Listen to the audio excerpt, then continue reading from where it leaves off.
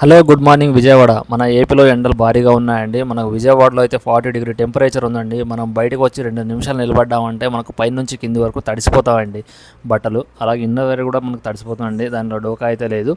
అందుకు మీరు బయటకు వచ్చేటప్పుడు అయితే ఖచ్చితంగా మీరు అంబ్రెల్లా అయితే యూజ్ చేయండి. ఎందుకంటే మన అంబ్రెల్లా యూజ్ చేయడం వల్ల కొద్దిగా ఎండ అయినా తగ్గుతుందన్నమాట. అలాగే ఒక 2 నిమిషాలు 100 మీటర్ నడిచామంటే గొంతు ఎండిపోతుందన్నమాట. అందుకు మనం వాటర్ కూడా క్యారీ చేస్తే చాలా బాగుంటుందన్నమాట. గొంతు ఎండిపోయిన వెంటనే వాటర్ తాగొచ్చు. నాకు విజయవాడ అయితే తెలియదండి, నేను విజయవాడ కొత్త అనమాట. ఇక్కడ మా ఫార్మా మార్కెటింగ్ చేద్దామని అయితే వచ్చానమాట కంపెనీ తరపున. ఇక్కడ ఫార్మా డిస్ట్రిబ్యూటర్స్ ఎక్కడున్నారు ఎక్కువ మంది అని అడిగితే వన్ టౌన్లో అయితే మనకు అందరూ అక్కడ డిస్ట్రిబ్యూటర్స్ అవైలబుల్ ఉన్నారని చెప్పారనమాట. అక్కడికి వెళ్దామని అయితే నేను నడుచుకుంటూ వెళ్తున్నా. కానీ మార్నింగే టెంపరేచర్ కొద్దిగా తక్కువ ఉందని చెప్పేసి వస్తే అయినా కానీ 40 టెంపరేచర్ ఉందన్నమాట. అయినా సరే వెళ్దామని అయితే నడుచుకుంటూ వెళ్తున్నా. ఇంకా ఆటోలో పోవట్లా. ప్లేస్ కూడా చూసినట్టు ఉంటుంది కొత్త కదా అని చెప్పేసి. ఎండలు బగబగామని మండిపోతున్నాయండి. అసలు నడవలేకపోతున్నా. షర్ట్ మొత్తం తడిసిపోయింది. అయినా సరే అలాగే నడుచుకుని వెళ్తున్నా.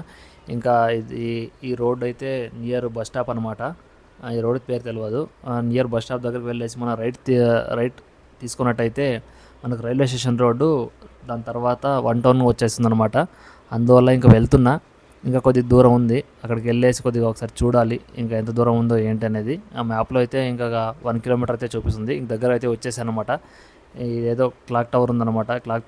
క్లాక్ టవర్ దగ్గర నుంచి మనకి లెఫ్ట్ వెళ్ళినట్లయితే వన్ టౌన్కి అయితే వెళ్ళిపోతాను అనమాట. ఇంకా మనం చూడవచ్చు ఇక్కడ కాలువ పేరు అయితే తెలియదు. కాలువలో నీళ్లు, మన కృష్ణానది నీళ్ళు అయితే మనకు ఎప్పుడు పారుతూ ఉంటాయి అనమాట. Please subscribe my YouTube channel. Thank you for watching.